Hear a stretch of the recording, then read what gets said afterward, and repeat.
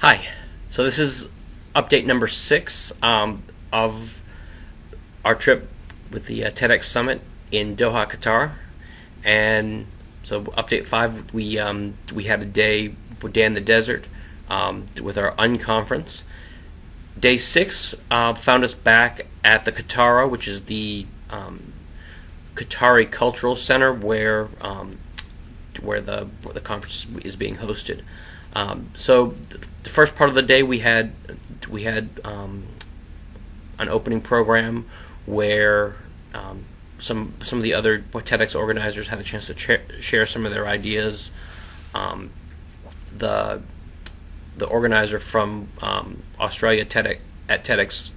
Macquarie University kind of presented his vision for what a TEDx university level course would look like, and so I'm really hoping to kind of connect with him and kind of think about what if we were to design a high school course, maybe what that would look like. The morning sessions we had a couple more small group workshops. I went to the first session I went to was all about filming a TED Talk, and so we talked to some of the video producers from TED, and it was really interesting because I've watched a lot of TED Talks, but I haven't given any thought to what is behind them in terms of production, from the lighting to the stage to the different camera angles, and so it was really interesting to listen to the people from TED talk about how they create such a high quality video of each talk. And there really is a lot of thought that goes behind this to make it something that is visually interesting, as well as the interesting ideas. The next session I went to was led by an organizer from Palestine. His name was Ramsey, and he did TEDx Ramallah, which is in the West Bank, and he was just a really amazing man, and had, I think about all the difficulties you go through to put on a TEDx event, and then you think about doing it in some place like the West Bank, and how he was able to arrange this and pull this off, and did remote viewing for people who couldn't get there from the different parts of the Palestinian territories. Just a really interesting story to listen to and kind of think about what he's doing to kind of bring ideas to his part of the world. So he did a session on how do you explain the concept of TED to people that have never heard about it before. And one of the really cool things about this session is, looking around, I counted maybe 13 different countries that were represented. So you had a gentleman from Palestine that was leading the talk. The guy next to me was from Israel, from Jerusalem. The guy next to him was from Nigeria, and then going around the circle there were people from Argentina, Peru, South Korea, Canada, and so it really created this climate of everybody being able to bring a completely different perspective, but really, and again, this is one thing that keeps coming up time and time again, despite our cultures, we had more in common because of our shared knowledge of TED and a lot of the similar ideas. So it was really not even talking about the content of the workshop, but just looking around and seeing what was happening was just really cool. One thing about TED is every interaction you have is going to be with someone that has their own story and just has this amazing. There's no shortage of just really cool human connections that you make. So we got our lunch, sat down on the couches they have at the Qatar outside, just to sit overlooking the water to eat lunch, and ended up having lunch with a man from Norway. His name was Martin, and Martin was in the Norwegian Navy for about 7 years, and then started working with the Red Cross, and he was the organizer for TEDx Trondheim, which was related to some of the work that the Red Cross is doing. And so, again, somebody from a completely different background, completely different part of the world, and you just sit down and just have this really cool conversation about where you're from, what your background is, and how it is that we're sitting on two couches across from each other sharing lunch. And that was just, one of 1,000 just really human moments that we've had at this conference. In the afternoon, went to one more workshop, and it was all about making a website. They had some of the web designers from TED giving some advice to people that don't know HTML and don't know a lot of program code, how to make a TEDx website that looks pretty decent with a lot of the tools, the free tools that are already available online. And so that was really neat to see some of the people that know have the skills and are like probably just great web developers, but then they're able to explain it to people who really don't know where to start. And so that was a really cool session. We had a little bit of time off between the last workshop and the closing ceremonies, so we found a little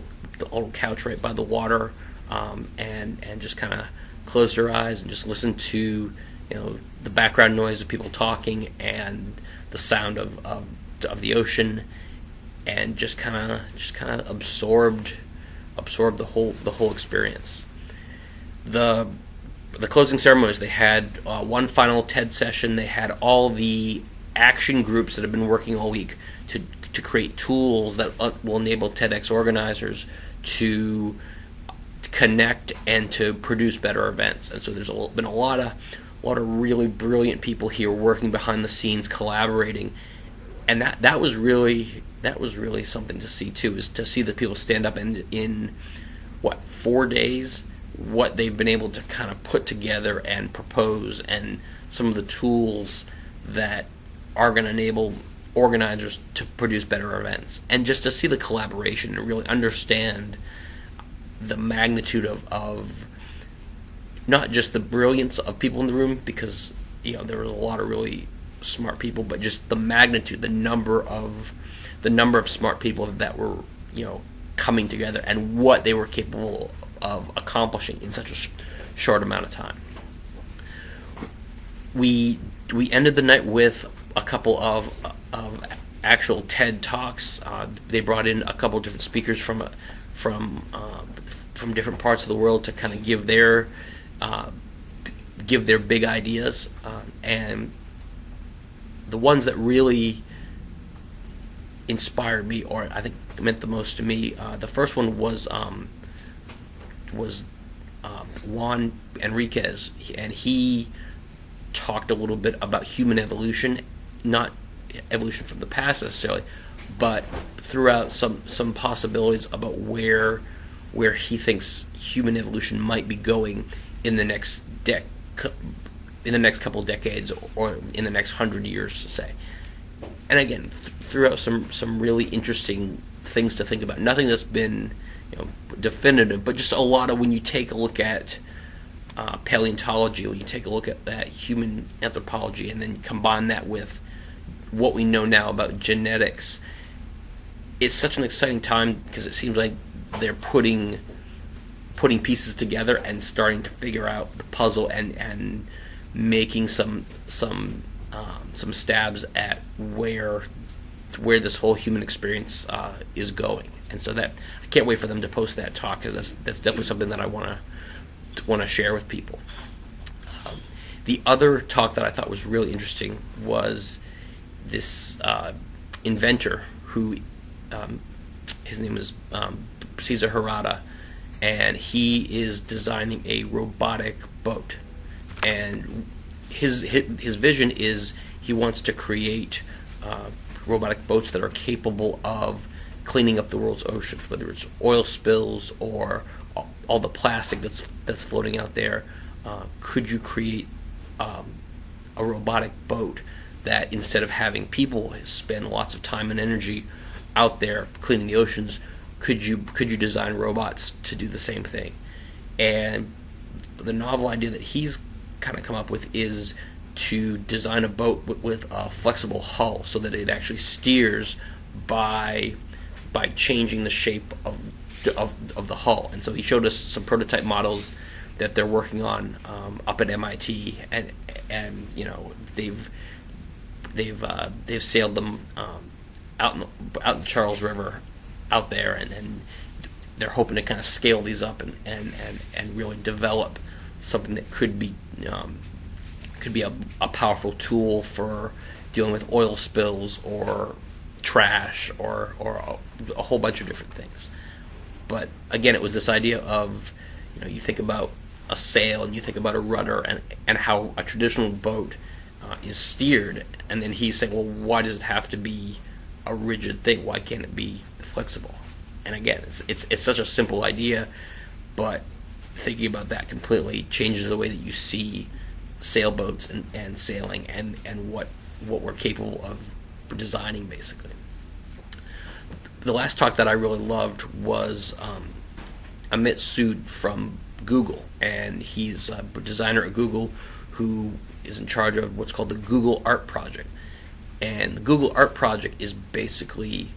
kind of like Google Street View, but for art. And so what they're doing is scanning with these super high resolution cameras art from all around the world, and you know, cataloging it by museum, by artist, by medium, so that you could basically go to Google Art Project and look up, you know, search for different artists or different types of art that are all connected in some way, and the images again are so good that you can zoom all the way into these paintings or into this sculpture, or, you know, really see it in detail that is not just an image on a screen, but you can really feel like you're looking at something that you hadn't had a chance to see before. And you can see different works of art, even though, like, he showed us different works by Monet that were hanging in museums all around the world, but, you know, you could sit there and compare two different works of art that are very similar, even though they're located halfway around the globe from each other, and even discover other types of art that you didn't know were related, but somebody else found a connection and has been able to tag that and put it into the search engine. So that was just a really cool way to connect the world that I think, you know, we're not, you know, Google is doing lots of things like that are changing the way that we can deal with our world and experience things that maybe we wouldn't ever have an opportunity because we're not in that physical space. And so that was another very powerful idea that I really liked. So after the final TED Talk, they kind of wrapped things up. We had dinner out overlooking the water by the Qatar, and just kind of took it all in. You kind of after a TED session, your head is just like, I don't know. It's just it's so much that it's almost like you need to just take some time and let it unfold or develop, or you just have to let it, I don't know, I always call it marinating. You have to let these ideas marinate. And so I'm looking forward to kind of reflecting on these talks and kind of thinking about what connections they have for me. So that was day 6, and looking forward to wrapping things up with the next couple sessions.